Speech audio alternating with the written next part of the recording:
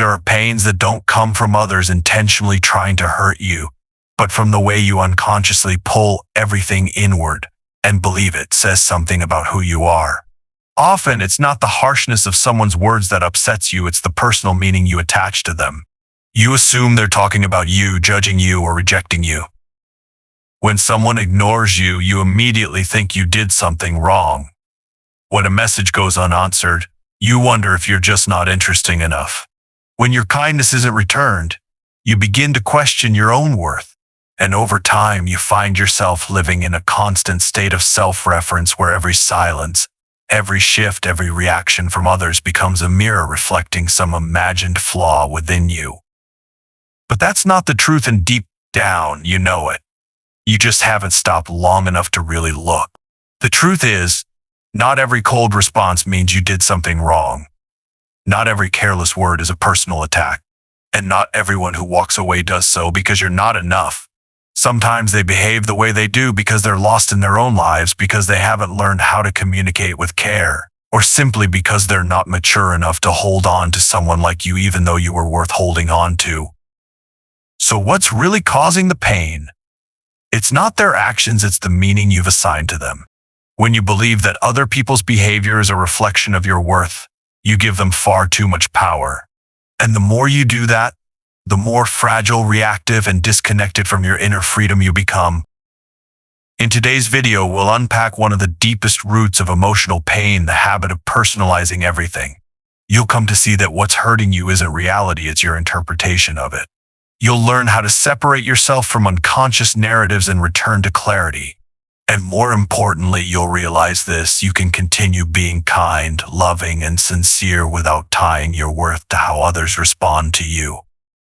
This isn't a call to become cold or indifferent. It's an invitation to return to your calm center, to that place where you still feel deeply but no longer get swept away, where you still care and love, but are no longer hurt by things beyond your control. If you've ever felt exhausted trying to understand why someone changed, why they pulled away, why they left, this video might hold the answer you've been looking for. Because sometimes to stop suffering, you don't need to know more about them. You just need to stop believing everything is about you.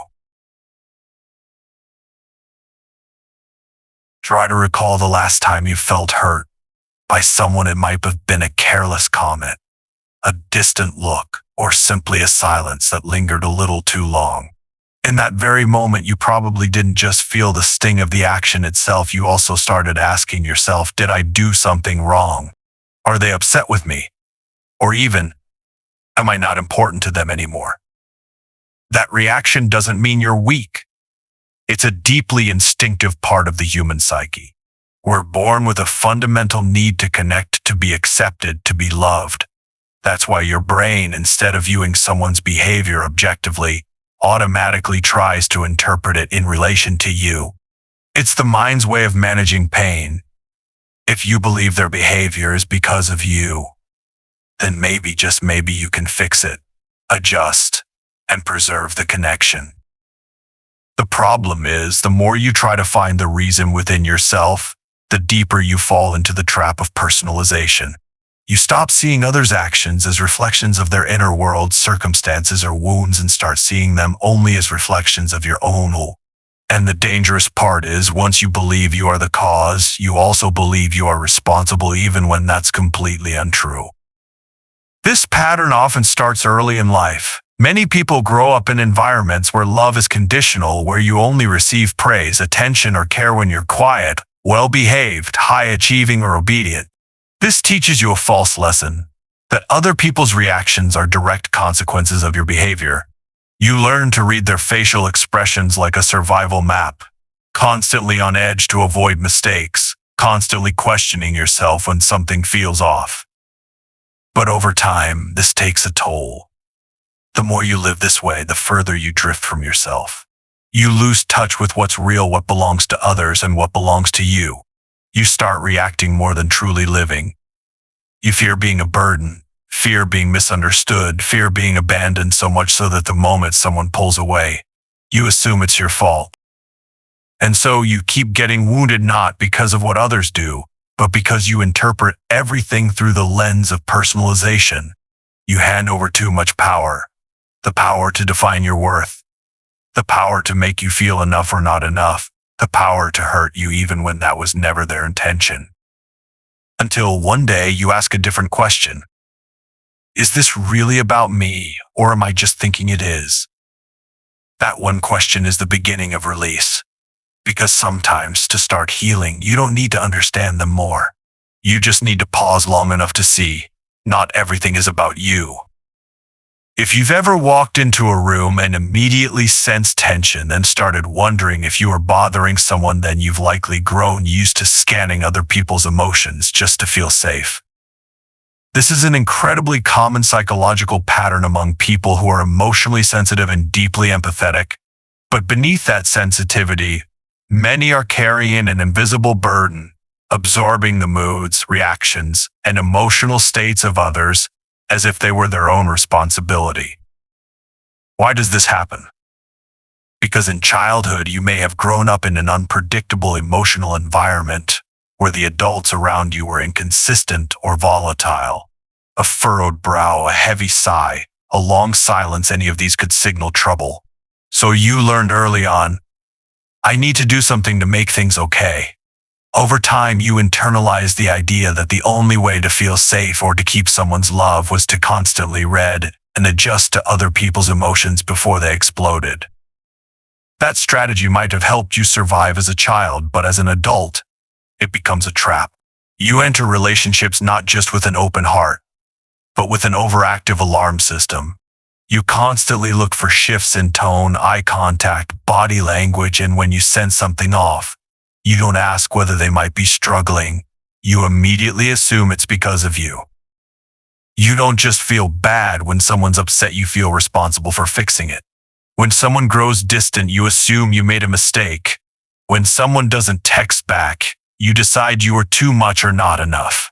And then, without even realizing it, you begin adjusting yourself, apologizing more, explaining more, trying harder to please even though no one asked you to. And that's what's exhausting, not that you love too much, but that you carry emotional weight that was never yours to bear. The real issue is this: you struggle to sit with other people's discomfort, anger, or distance because you believe you must have caused it. But that's not true. People are allowed to be upset. They're allowed to be off, to be disappointed, to go silent, and it doesn't mean you did something wrong. It's their emotional weather, their life lesson, their inner world, not your burden to carry. Letting go of the need to carry other people's emotions isn't selfish, it's growth. It's a reminder to yourself. I can care. I can empathize. But I'm not responsible for what doesn't belong to me. And once you begin to release that weight, you start to feel lighter. Not because you've gone numb, but because you've learned how to return to your own limits. You step back instead of absorbing. You listen without reacting. And you give others the space to handle their own feelings rather than doing it for them, like you once did. Because in the end, you weren't born to carry it all. You were born to understand yourself, to live in alignment with who you are, and to connect from clarity, not from guilt. When someone changes their tone, you feel instantly uneasy. When they stop opening up, you fear you've lost something. When a conversation ends in silence, your mind races to piece together reasons. Was I too awkward? Did I say the wrong thing? Are they slowly leaving me? All those interpretations often come from one unconscious belief that every reaction, every shift, every emotion someone else feels is somehow related to you, and usually negatively. But the truth is, it's not your fault. The human brain is wired to look for causes. And because you can't read someone else's mind, you rely on the closest available data yourself. You assume maybe they're upset because of me, instead of considering the 100 other things that could be happening inside their world. But here's the truth. Most of what people do has nothing to do with you.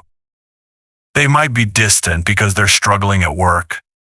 They might go quiet because they're dealing with a personal shock. They might snap because they're exhausted, sleep deprived, under pressure, or carrying unresolved feelings from something that has absolutely nothing to do with you. In fact, they may pull away simply because they don't yet know how to love, and that says more about them than it does about you. Once you understand this, you begin to step out of the emotional storm that belongs to someone else. You stop overreacting. You stop apologizing for things you didn't do. You stop trying to please someone who doesn't know how to be pleased. And you stop living in constant repair mode, thinking there's always something you need to fix. The magic happens when you realize you are not the center of every reaction. You begin to feel lighter. You let go of the pressure. You give others back the responsibility for their own behavior. And instead of living based on their emotions, you begin living in alignment with your own values.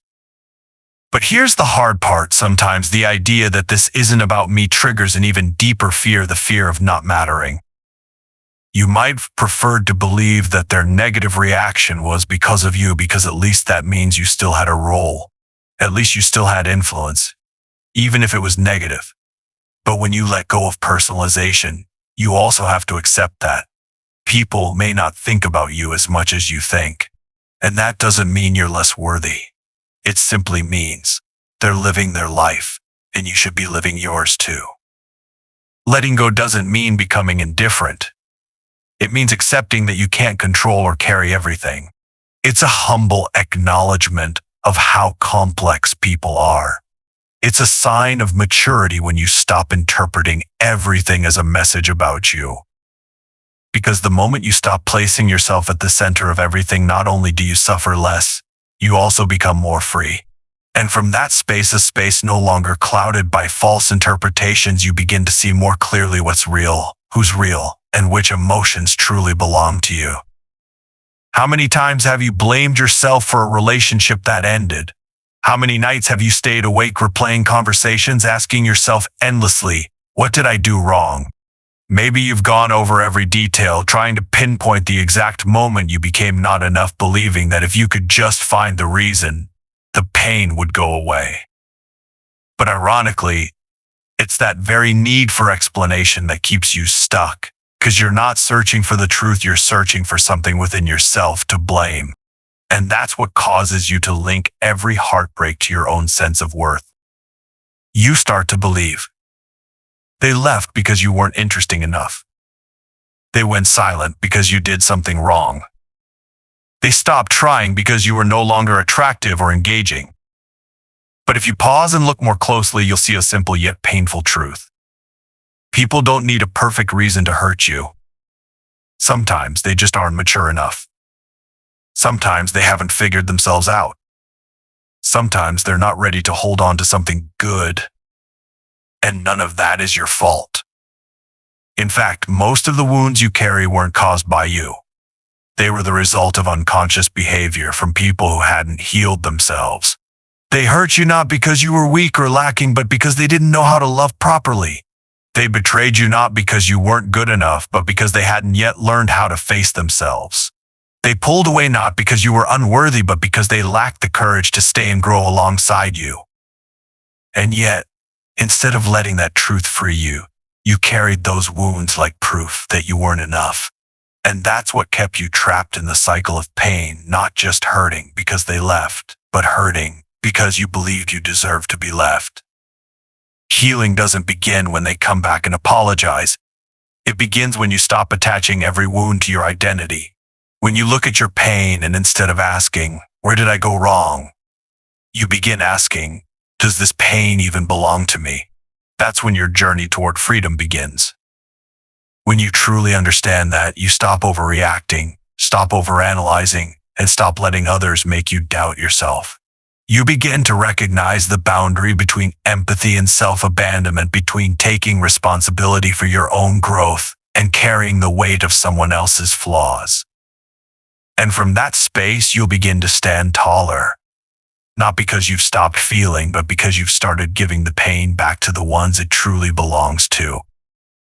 One of the biggest fears when you begin the journey of emotional detachment is the fear of becoming cold or unfeeling. You worry that if you stop reacting the way you used to, it must mean you've become numb, or that you've lost your sincerity, or worse, lost yourself. But the truth is, detachment doesn't mean denying your emotions. It means growing into a wiser way of responding to them.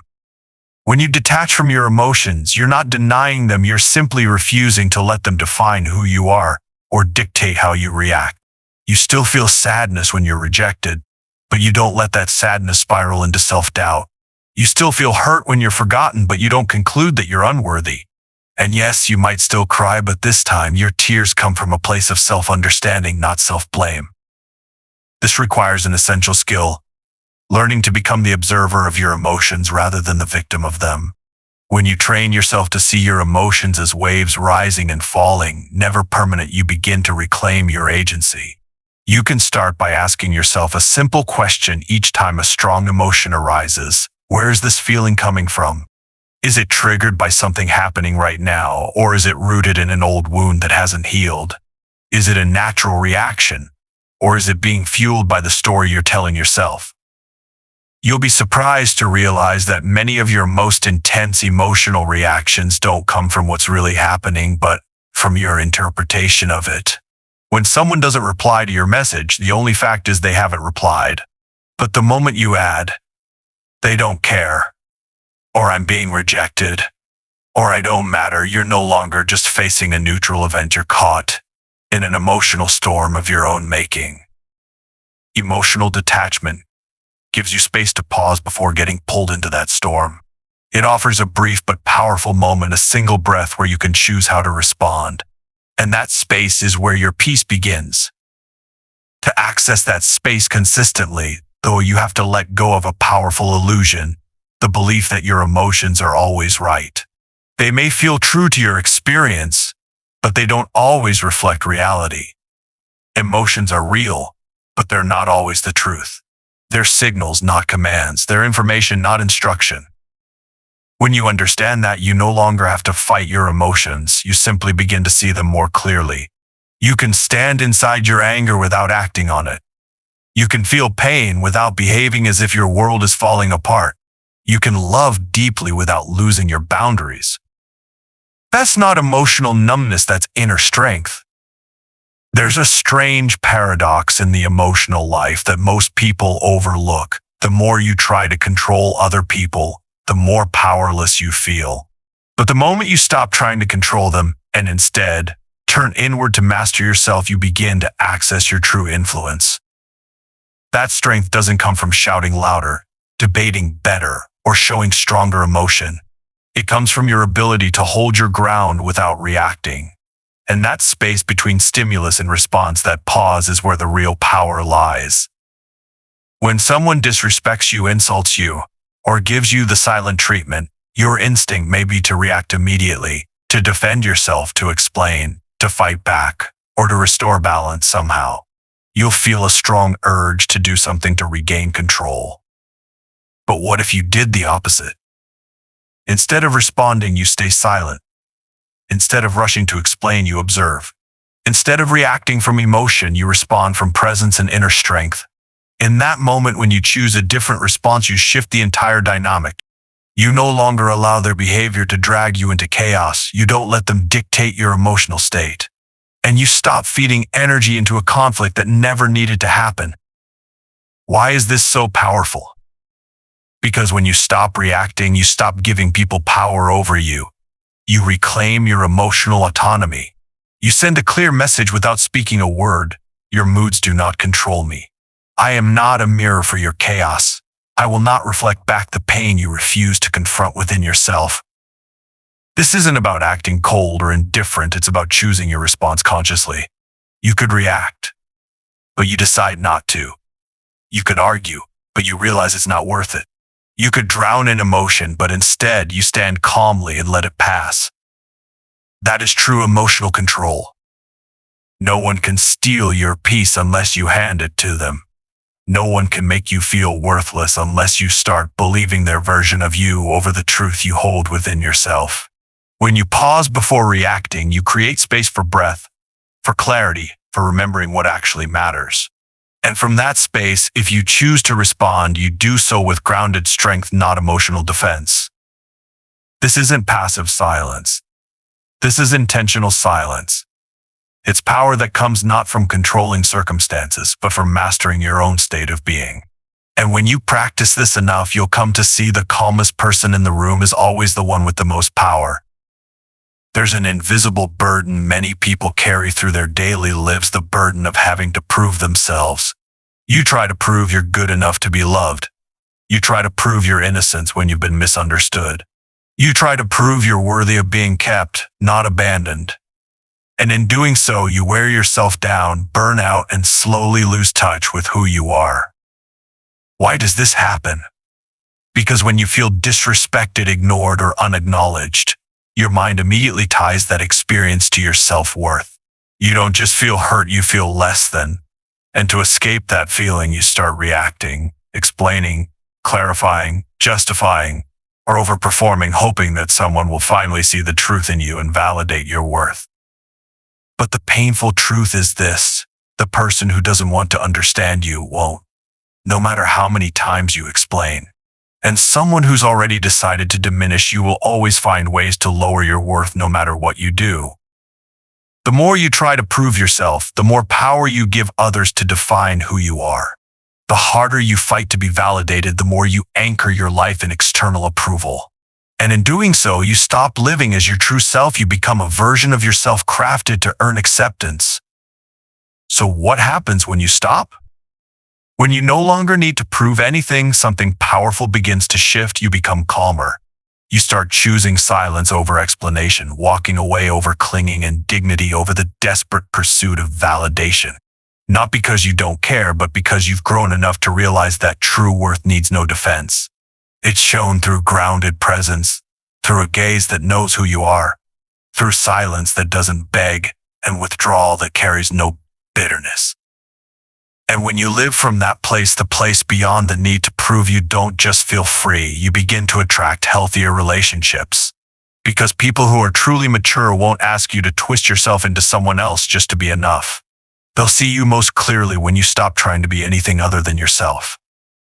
You're no longer chasing approval through someone else's eyes. You become the one who can meet your own gaze with a quiet smile. You no longer need to be accepted to win the argument or to be fully understood. It's enough that you understand you. And from that moment on, you step out of the exhausting loop of personalizing everything. You stop needing others to confirm your worth because you already feel it from within. When you continue to attach every mood, action, or change in others to yourself, you're not just living under pressure to always get it right, you're also trapping yourself in a world of constant anxiety, doubt, and pain that never ends. Every unanswered message becomes a threat. Every silent pause feels like rejection. Every wandering gaze or half-hearted comment turns into proof that you're not enough. And you begin to live as if you're walking barefoot across shattered glass, painful, hesitant, and terrified of the next step. But once you begin to untangle yourself from those false interpretations, once you can look at a situation without immediately attaching your name to it, you'll witness something unexpected. The world softens. People aren't being cold because of you, but because of something inside them. People aren't irritated because you made a mistake, they're just tired. People aren't leaving because you're not worthy, they're simply not ready to stay. And you are no longer responsible for that. This doesn't make you cold, it makes you lighter. Because when you stop fighting for what was never yours to carry, you gain back the energy to live authentically, to love rightly, and to listen without being swept into emotional storms. You no longer feel the need to decode everything. You stop guessing every expression. You stop worrying about what others are thinking of you. Because you finally learned, other people's emotions don't define who you are. And then, life becomes simpler. You realize no one is thinking about you as much as you imagine. They're wrapped in their own worlds, just as complex, just as wounded, just as chaotic as yours. They're trying to make sense of themselves, to heal, to survive, and to love in the clumsiest way they know how. And you begin to stop personalizing that too. You let others be responsible for their own emotions. You step out of the role of rescuer. You refuse to be the invisible villain in someone else's emotional narrative. And you are free. Truly, deeply, and quietly free. Free to live as yourself, to feel without being ruled by your feelings, to observe without being pulled in, and to love without fearing pain from what you can't control. You weren't born to carry the weight of everyone else's emotions. You were born to know yourself, to live deeply, and to gently let go of what was never yours to hold. If you've made it this far, you've already come a long way, and your journey from this point forward is no longer about battling your emotions. It's about walking beside yourself with compassion